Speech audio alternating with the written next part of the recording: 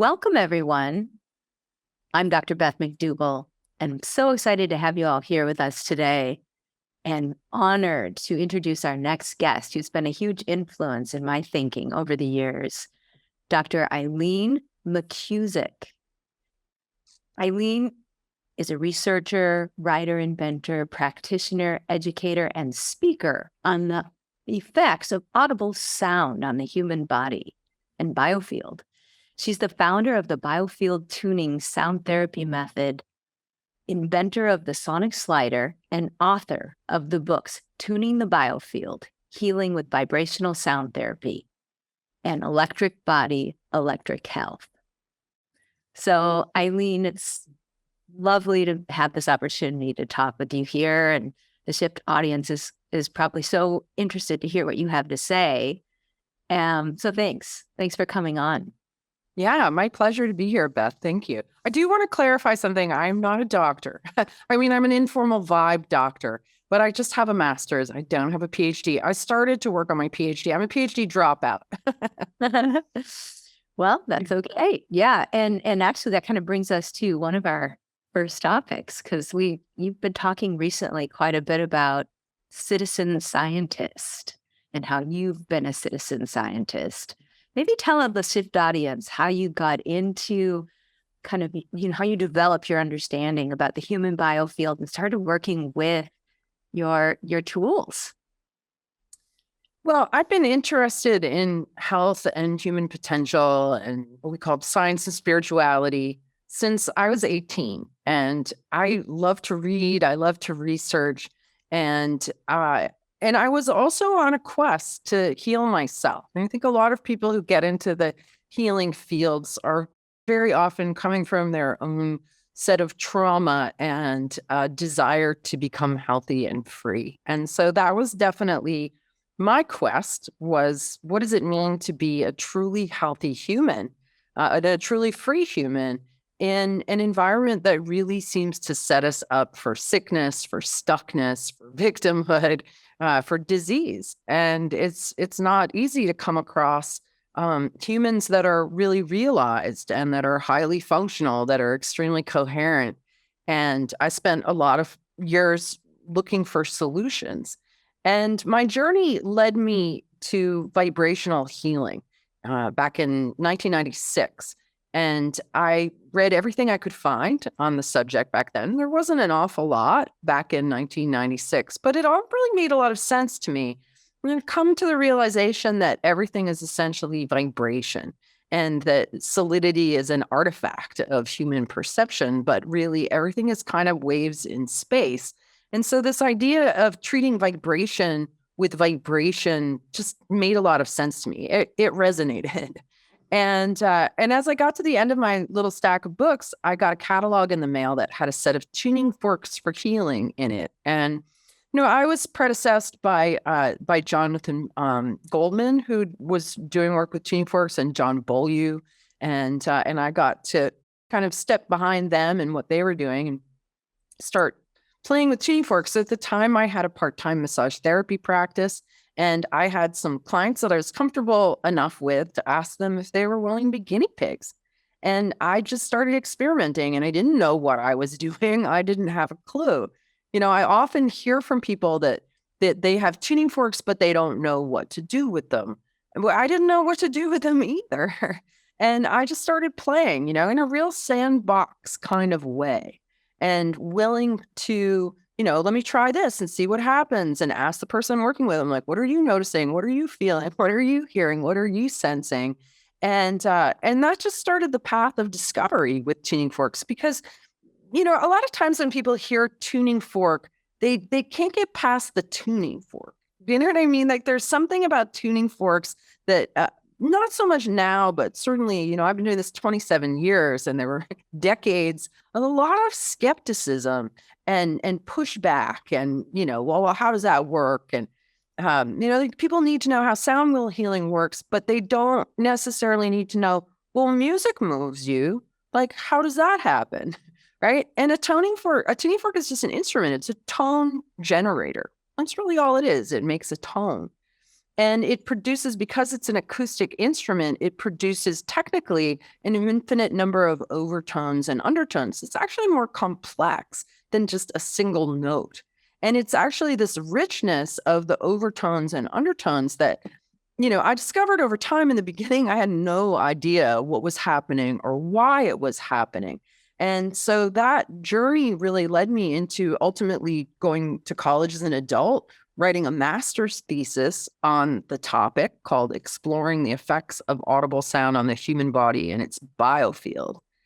And biofield being the really operative word there, because when I first started trying to write an academic treatise on an esoteric subject, I was looking in PubMed and Medline for peer-reviewed articles on the human aura or the energy field, right? Because I didn't have any other language to do it. And of course, I wasn't finding anything. And I was like, oh my God, what am I doing trying to accomplish this task? And it was when I found the term biofield that everything started to open up. And I was able, people like Paul Mills and Shamini Jan and Beverly Rubik and people who were scientists who were investigating the field of energy and information that surrounds the body, because that was really where my work led me. I started using the tuning forks just over the body and making discoveries and things that I could do with that. But then in 2006, I started to discover phenomenon and information in the field around the body. I started working out here. And that was when things got really wild. And that really led to the bulk of my research, which is in mapping the anatomy and physiology of the biofield and discovering that, wow, there's a whole terrain hidden in plain view, which contains all of this information. It's like our personal cloud storage system of our whole life is actually stored in standing waves in our magnetic field. Or so it seems to me. This is my hypothesis, that the biofield is actually our body's electrical system in its entirety. And most of us have not ever heard that the body has an electrical system. Now, many people might be familiar with the book, The Body Electric, that was written by Robert O. Becker in the 80s. And he also wrote a book called Cross Currents. And in those books, he talks about the body having an electrical system. But it was very hard to find any other kind of literature that was published after that actually refers to the body's electrical system. And so there's this real disconnect in medicine and the way that we've been trained to look at our bodies, because there's this whole thing about like, well, what's the energy in energy medicine, right? And it's like turned into something woo and something pseudoscientific, and then we don't pay attention to the forest. I think we're missing the forest for the trees, because most people get that their brain waves are electric. And then our heartbeat is electric, right? If your heartbeat's off, you get a little electric pacemaker in there to give it an electrical signal. Our blood carries a charge. Our bones make electricity. They're crystalline structures. That even our fascia and our collagen are all semiconductors sending light and information. Every cell in our body needs a certain amount of voltage across its membrane in order to function as a cell. So this is all pointing to the fact that the body has electric current running through it. And anything that has electric current running through it has a magnetic field around it. And so the term biofield, when it was coined in 1994, was really to talk about the field that may or may not exist around us. But what I've really come to see is that you can't separate the magnetic field that surrounds us from the electric current that runs through us. They're one and the same. So this question of like, does the biofield exist? Well, does electricity run through your body? I was talking to a friend's husband who was so skeptical about her interest in energy medicine. And I was like, well, do you agree that the body has electricity running through it? And he's like, yeah, but it's really low. And I was like, okay, but you agree that it does, right? And you agree that anything that has an electric current running through it has a magnetic field around it. And he's like, yeah, but it's really weak. And I was like, well, that's why they call it subtle energy. So it's just an illustration of how we've been so conditioned by the current mechanistic, atomistic, chemical, and mechanical model to just not even acknowledge the fact that we have electricity. And even scientists who study electricity in the body are missing the magnetic field aspect, right? And academia is kind of traditionally masculine. And even in our culture, there's kind of a denial of the feminine, right? So this idea that we have a magnetic field and there's all kinds of information. And not only that, what I've discovered with the tuning forks is it's a great place to work and get outcomes, right? So what I'm working to do to understand and communicate and help other people to communicate is sort of to demystify this whole notion of energy medicine or how sound works, because it's all very basic stuff that we already understand in other models. So that's really been my journey, of sort of fumbling in the dark, not having a clue, to starting to figure stuff out, to fitting it into an academic understanding, to fitting it into a traditional medicine understanding, into shamanism, other approaches, and coming up with a logical, rational, grounded explanation for what's going on with it. Can you say a little bit more about the map that you've been able to put together over time? The map is called the Biofield Anatomy Map, and it's based on, it was about 4 years when I first started working in the field and moving, basically activating a tuning fork from about 7 feet away from people and moving it in towards them slowly, kind of like sonar, bouncing sound off the body, bouncing sound off the field, and listening to the ping back. And just like an ultrasound machine, bounces sound off and comes back with images, that was what was happening, was that I was getting mental images, physical sensations, just a tactile awareness of this terrain that was really varied and that was full of information, And so it's all sort of dawned on me slowly, and I'd have these moments where I'd have a flash of illumination and pattern recognition, and I would see something and kind of understand it. But it's basically based on the premise that everything that we experience as a human being, everything that we see, that we smell, that we touch, that we taste, that we feel, we hear, that we experience, is an electrical impulse in the body. So it makes sense that our memories are stored in our electrical system. And so the biofield, as I've come to see it, is a place where all of this information is stored vibrationally in waveforms, basically in standing waves. So as we generate information, let's say you feel sad, that you suffer a loss and that you're feeling sad. Well, sadness is a waveform. Like we put words on it, like, oh, I'm sad, or I'm feeling abandoned, or I'm feeling grief, or whatever. But it's a pattern of movement through our body. And every time we feel something in that genre of sadness, that information gets stored off of our left shoulder. And that when I was putting a fork in these memories, these places where information had been generated, that the fork would actually sound like the emotion, like music seeks to approximate and express the vibrational quality of a particular emotion. And so that is what I was hearing in the fork. I could hear sad stories. I could hear all the different nuances, like this feels like loneliness and this feels like wailing from deep grief. There's all these subtle things, and just like music communicates that was what was showing up in the fork. And so I kept noticing, like, wow, every time I'm in that area of the left shoulder, like I'm encountering sad stories, sad tones, sad memories. I was like, I think that's where that lives.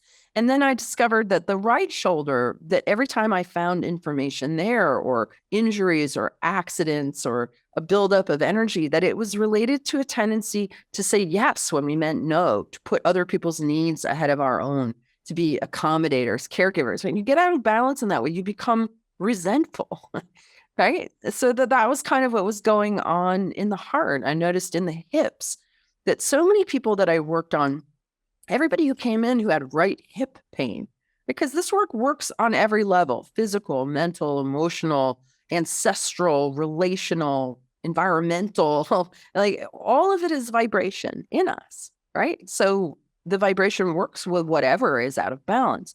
So a tuning fork will initially resonate with whatever information is present in that intersection of waves being generated by the fork, being generated by the body. There's this information. And so what I found is that as we generated information, it moved away from us. So not only was the field compartmentalized, or like different file drawers, like every time you feel sad, that memory goes here. Every time you feel angry, it goes off the right side of your solar plexus. Every time that you're overthinking and overdoing and future oriented and to-do list oriented, you're going off your right hip. And I've treated so many people with right hip pain. I'm like, are you overdoing and overthinking? Yes, without a doubt. Like with every single person who came in. And so when you live in an imbalanced way, when you're not here in the present moment, when you're going in the past, you're going in the future, overindulging a particular emotion, your field goes out of balance. And the way that electricity is flowing through your body goes out of balance, right? So magnetic fields guide and inform electric currents. Our feelings are magnetic, right? And so if we keep feeling under pressure to go and perform and do, we're going to start piling up energy off that right hip. That's going to draw electricity over in that direction. So a lot of pain that people feel is too much current running through the wires because they're imbalanced. They're making their body go out of balance. And so the tuning forks will initially resonate with whatever story or distortion is present. That is what makes them diagnostic and kind of figure out what's going on. But there also will entrain the body into a more coherent expression. So a strong, coherent signal will overtake and entrain a weak, incoherent signal. And that's the principles of resonance and entrainment. Music therapy uses the same principles. So if somebody is sad and despondent, they're not going to go in playing them happy music right away because they're not going to jive with it. They're not going to link up. They're not going to resonate. So they'll play something that matches how the person feels, and then they'll change the music selection. They'll gradually move it to something that's more upbeat, right? So they've kind of taken the person along with them. That's exactly what the tuning forks do. They initially resonate so we can hear the story, so we can witness that memory, whatever it is, be with somebody in their deep grief in a way that transcends language. When I'm listening to the story of you losing your son, and I feel that, I feel exactly what you felt. And no words are necessary. And there's something in this resonance and validation and witnessing that really allows the body to relax.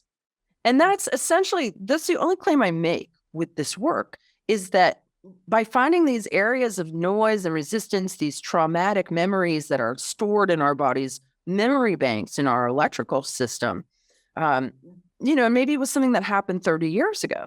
What's coming to mind is that I taught a class when there was an older gentleman and he was 78, and his left hip was really bothering him.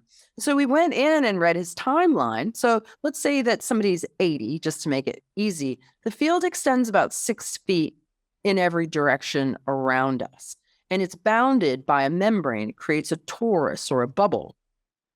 In the membrane, I find information from people's gestation.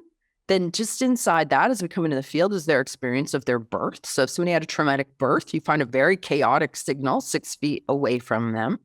But what's so cool is that when you stick a fork in that chaotic memory and you reflect that chaos back to the body does an amazing thing. It basically uses that reflection and that coherent, steady input. It's like a metronome. It's like a mirror, that the body uses that reflection to actually tune itself and to bring itself into order, which will mean on a certain level, there's usually a relaxation that takes place. Something was held in tension from some kind of trauma response, and there was noise in the signal and resistance. And now the body has the reflection and the opportunity to be like, well, let me straighten that out. And let me relax that. And then some deep pattern of tension that's been creating inflammation in the body, that's been blocking flow from just moving through, releases. And suddenly people are like, oh, I feel quieter inside and I can breathe more deeply. And as we relax all of these trauma responses that are held in our electrical system, we expand into our potential as human beings. And everybody knows their potential. Everybody knows that they have gifts. Everybody knows that deep inside that they really are pretty cool. And yet we often feel like we can't get to those parts of ourselves. We can't access that potential. And the reason why we can't access it is because it's held in tension.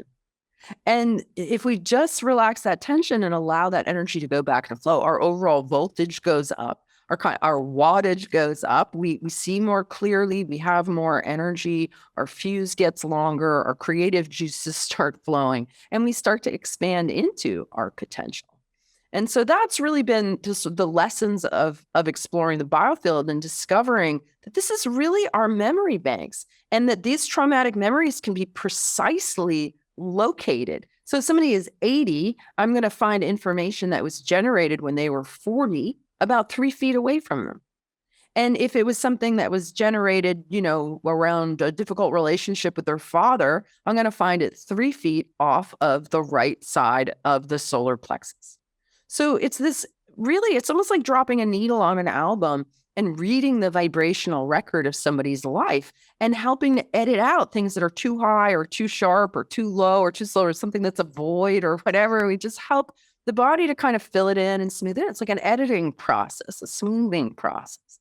Now, at a certain level, we're indelibly impressed by life, right? But on this other level, we can really help to relax the charge we might still have around emotional experiences or physical accidents. So this 80-year-old fellow whose hip hurt, as I'm going through his field, I discovered that he had had an injury when he was 20. He jumped into a quarry and he jammed up his leg. Well, he was young and he recovered. But as we get older, 60 and older, these old injuries, these old pathological oscillations in our field start to affect the physiology more. And he had sort of the equivalent of scar tissue in his field from that accident at 20. And so I was able to get his hip out of pain by holding a tuning fork 4 feet away from him for about 15 minutes in this particular spot until his body relaxed the tension that was in the blueprint from that accident. And he got off the table in no pain at all. And are you getting signals that tell you when you're done? Like it's like a change in the sound of the tuning fork? Yeah, that's exactly what happens, right? Because initially the tuning fork resonates with whatever's there. I worked with a friend of mine a while back and I got into, it was the funkiest sound I'd ever heard in anybody. And he heard it, right? And I'm going through his field and like all of a sudden the fork's like, wow, and he's like, whoa, he's like, what is that? And I was like, well, let me track it on the timeline. And I'm like, okay, this was generated when you were around 18. And he said, oh yeah, that's when I went through the windshield of a car. Right. And you think about the chaos in your electrical system, the process of doing that, the aftermath of doing that, the recovery of all of that, right? It's big upset, big jangle in there. And so just by staying in that spot, in that moment, in that specific memory, the strong coherent signal of the fork starts to overtake and entrain the body. And he started to stretch and twist and relax and breathe and make some sound. And then by the time he got up, he was like, oh my God, I can't believe how much more relaxed and embodied I feel, because we were able to take that noise out of the signal and it literally disappears. And the fork, the sense of resistance that you feel, it's the weirdest thing. And like when people are first learning it and they're like holding a fork for the first time, they're kind of combing through the field and they hit a spot where they get stuck. They're like, I'm stuck. Like, what's up with that, right? But it's just a place where there's a jam up in the signal. And so you can both feel the resistance start to give way as the chaos subsides from the signal. It's almost like energy is trapped in a tangle. And as the tangle untangles, the energy decouples. And then we're able to actually take that electric charge and move it to the midline of the body where it goes in the central channel and goes back into circulation. Oh, I'm glad you're addressing that because I've seen you do that on YouTubes and whatnot, where you're almost bringing energy that's been concretized and like stuck in the field and not really at the disposal of the individual, and bring it back in to their body so that it can circulate and be something that they get to benefit from. Yeah. And it's not bad. Sometimes people are like, oh, you're taking some bad experience. You're pretty bad. I'm like, that's not it at all. It's energy. It's neutral. It's just stuck in a trauma response. And it's very similar to the concept of soul retrieval. When traditional shamanic practices, it's sort of universally understood that when we have some kind of trauma, they say like a bit of your soul breaks off and gets stuck there. And a shaman will journey you go into kind of an altered state and journey back to find that soul fragment. And then they'll bring it and like blow it or place it back into the body. And so as I'm combing through the field in those early days of exploration and discover, I'm like, these are like soul fragments. I was like, this is like sonic soul retrieval. And I'm just like finding these places where you went into freeze pretty significantly. And that's just in your record and it's in your body on a very subtle level. But, I've really come to the conclusion that most of what ails us, most of the things that people suffer from are really tension based.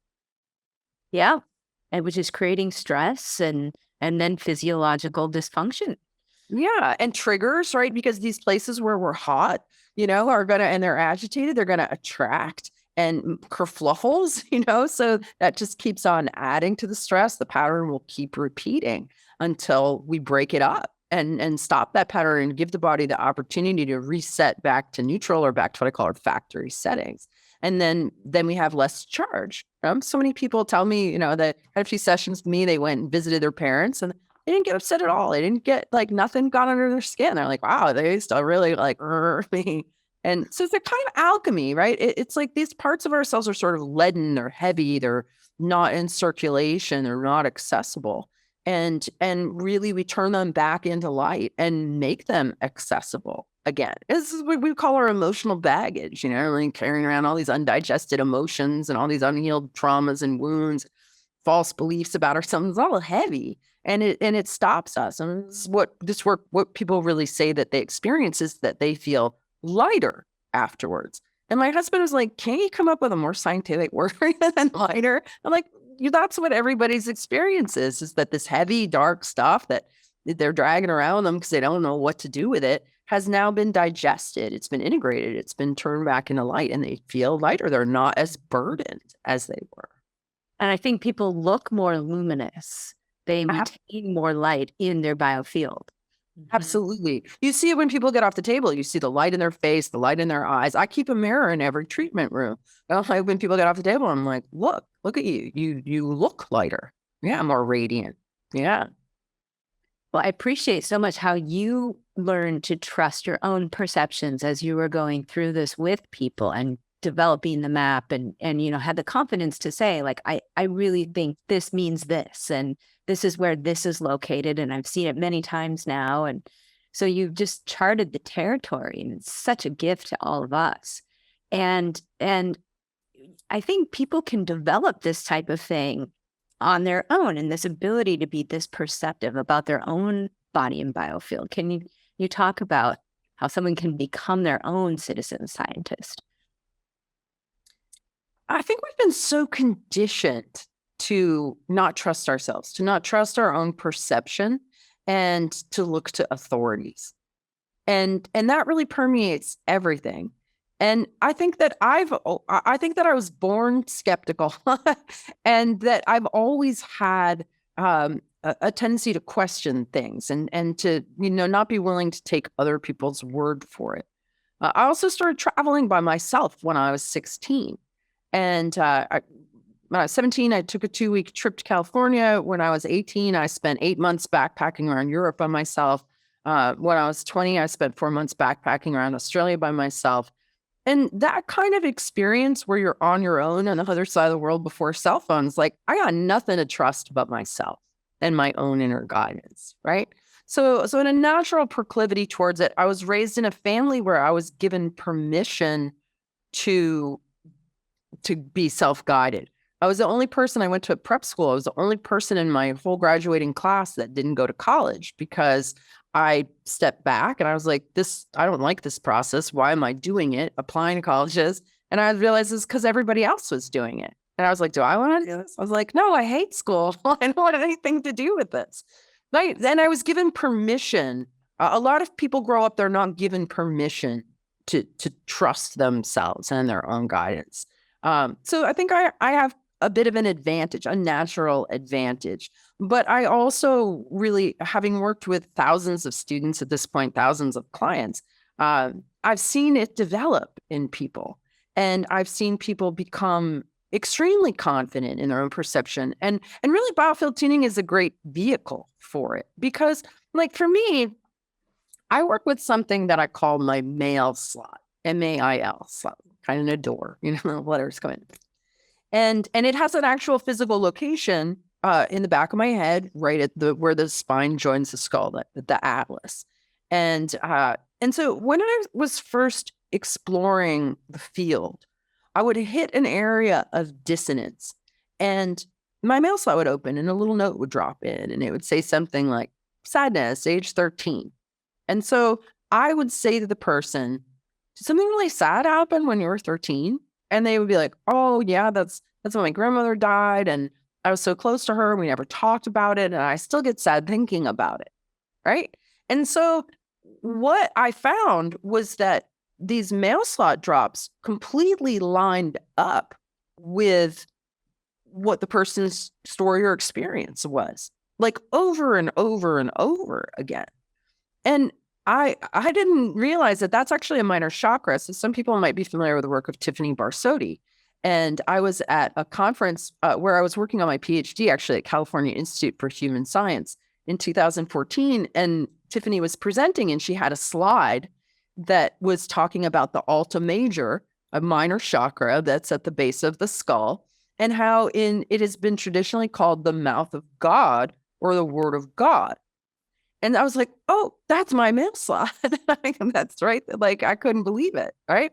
So I would say that I didn't necessarily discover these things, but that I had a pipeline of information that I trusted, and that I came to trust more and more and more because it was accurate, because it was correct, because it was dependable. And so I think once you have that sense of connection to your own inner guidance and you can trust it, amazing things come in. Amazing things come in.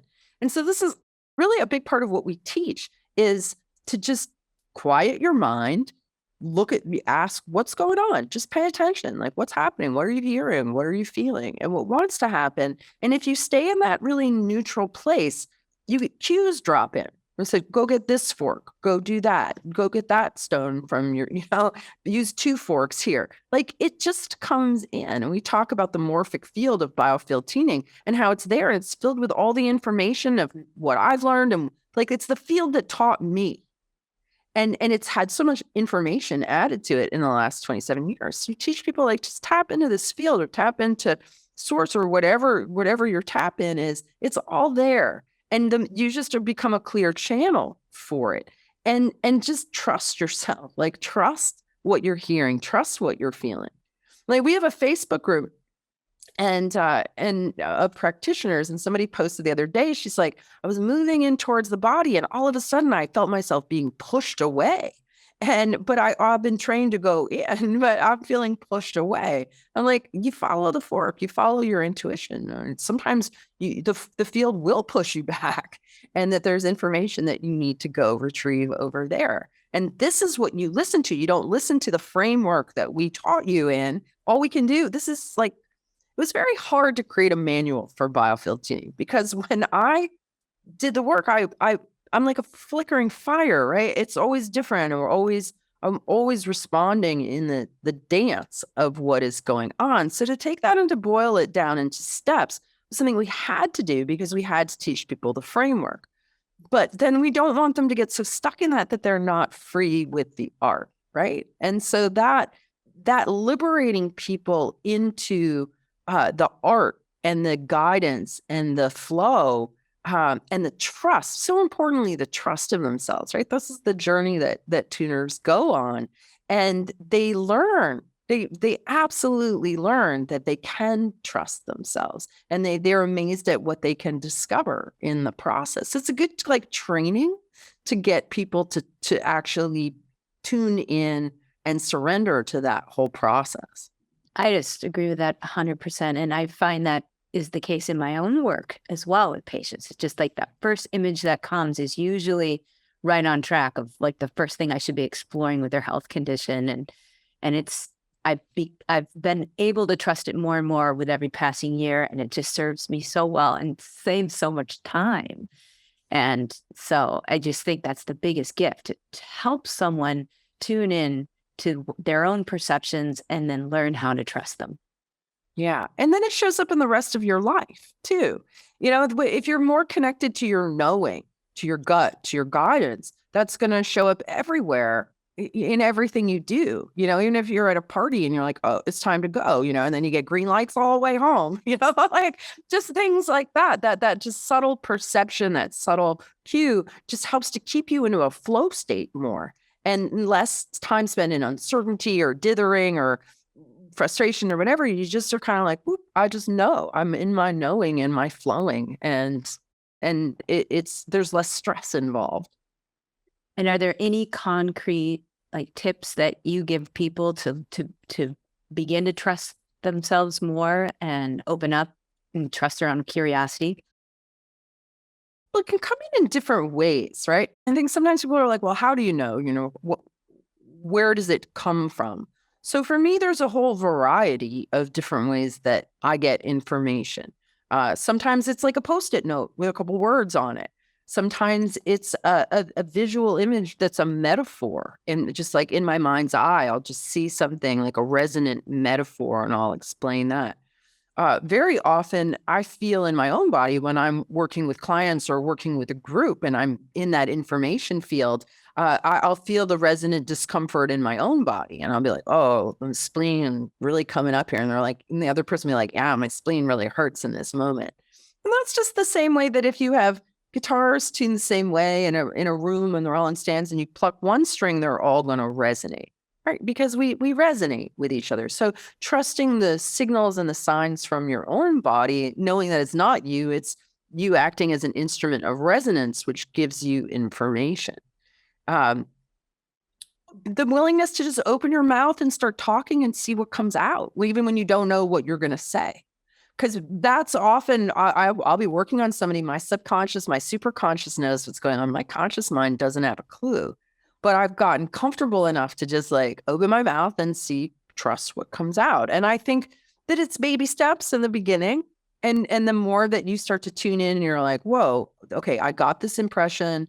It seemed weird, but I said something and it made so much sense to them. And then it took this whole thing on a whole other direction. They'll be like, okay, I can trust that. Right. And so the more experience that you have by following the cues, by trusting your own gut and then having it be reflected back, just like you said, you start to trust it more and more and it gets stronger and stronger and stronger.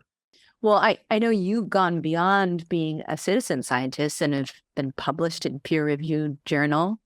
Can you tell us a little bit about the study that you did? Sure. Well, we have a couple of studies that we have one that's been published. We have one that's teetering on the edge of publishing. And then we have a third study, a big study that's just gotten underway.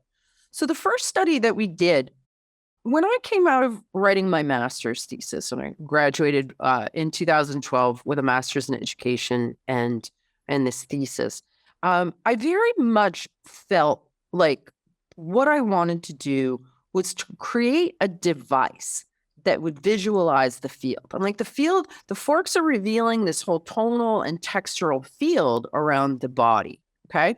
And back in 2012, people are like, no such thing as an energy field. I was like, okay, well, seeing is believing. So that was sort of what I wanted to do. I wanted to go to MIT because I knew that they would have the resources there for me to be able to create this device.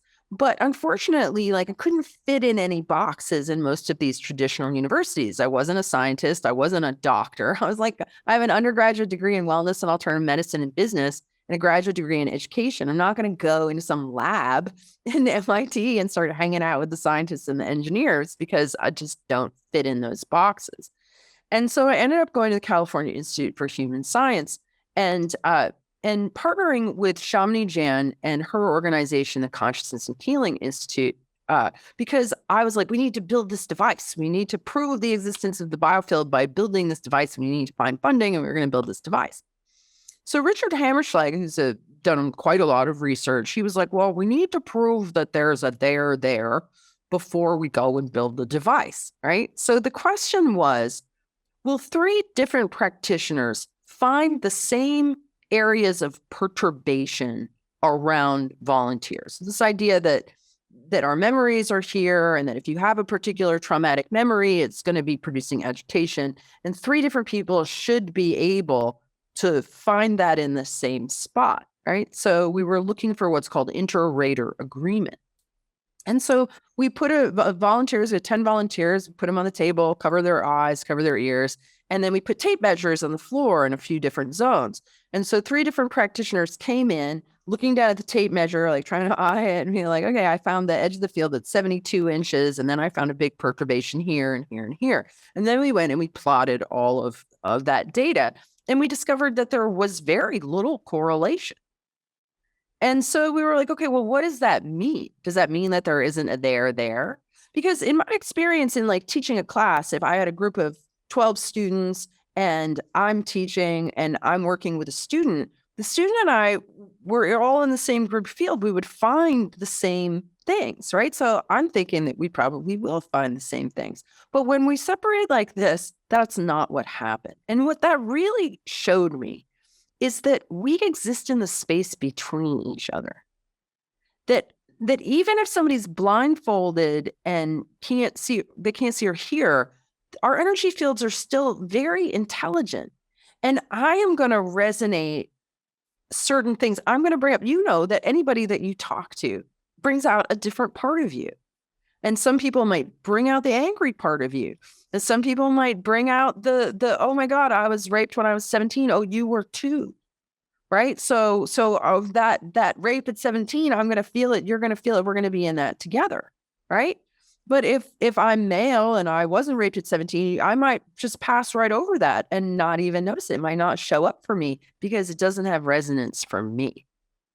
And the field is not a static thing. It's filled with every single memory we've ever had, and different ones light up and come to the surface at different times, right? So to me, even though you read the study, you're like, why did these people even do this? And it didn't even show what they thought it would. It taught us so much about the field. And not long after that, I started to realize that I'm not actually very interested in a device, because I think that what is most important in healing is another caring human soul. Right? This is the big part of what people have said to me is like that just being in the presence of somebody who's curious, who cares, who wants to help, who's compassionate, who's non-judgmental, is just a witness that's there to help you feel better. Like that's what matters.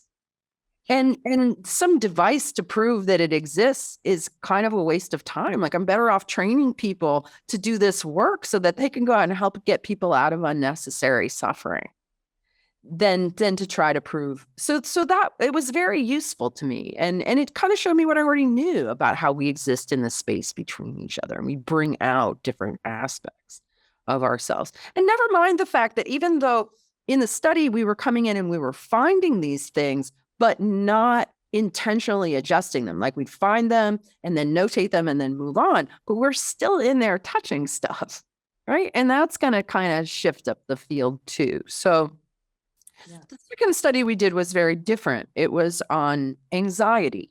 And we did it in 2020. And we did it at a distance. So we had 15 volunteers. It was a feasibility study. And we had 15 volunteers, all of whom had clinical anxiety coming into this study. And they each received 3 one-hour biofield tuning sessions, 1 a week for 3 weeks. And then we did, kind of all through the different markers again. And so what's so cool about this study is like every single graph that you look at goes like this. All of the indicators of anxiety go down, down, down. Now, we already knew that was going to happen, because we have many practitioners with lots of clinical experience who've witnessed this, right? So it wasn't like it was showing us anything we didn't know. It was just set up to capture and send to peer review what we already knew from many, many case studies. What was kind of interesting about that study was we made use of a kind of software that does word analysis, that tracks negative word use. So people would get a prompt, they'd get a text during the day and be like, how's your day going? And then they would leave a voice note about how their day was. And what we saw in that graph was very dramatic that the use of negative words to describe their life situation went down dramatically across 3 weeks and even into the fourth week of people because they were relaxing. That's it. We just got them to relax. What is anxiety? It's tension. And we know that just introducing coherent sound, giving the body an opportunity to relax. So, but that same software and same technique was used in a very large, multi-million-dollar compassion meditation study. It was a 9-week compassion meditation study where people are sitting at home doing this compassion meditation. And the line didn't budge for negative word use. Over the course of 9 weeks, it didn't budge because they didn't have any kind of input. They're just sitting there with their own self. Like, what's changing? Like, nothing's changing. You're not getting any kind of input. You're not getting any kind of triangulation. You're just sitting there trying to be compassionate. I like didn't change their experience. But 3 distance sessions over Zoom dramatically changed people's experience, right? So this next one we're going to do, we have a fully funded 3-year study to have 60 participants. We're going to have a control group, and we're going to do a few more sessions just to kind of see what happens, 5 or 6. And then we're going to submit that. So this study, the one I just told you about, is going to like the Journal of Alternative Medicine, right? It's going in like, oh, those alternative things.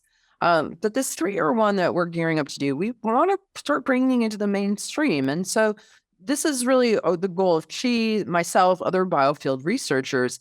This is very elegant healing. It's very non-invasive. It's very inexpensive. It's very efficient. And we want to advance this. We want to make this available to people, because there's a lot of people suffering from things that they don't need to be suffering from because this biofield approach can help. And I would say, if just me poking around primitively with a tuning fork can figure out how to get people out of pain, out of anxiety, out of depression, like, where can we go with this? Like, let's stop arguing whether there's a biofield or not. It's very clear that your body has an electrical system.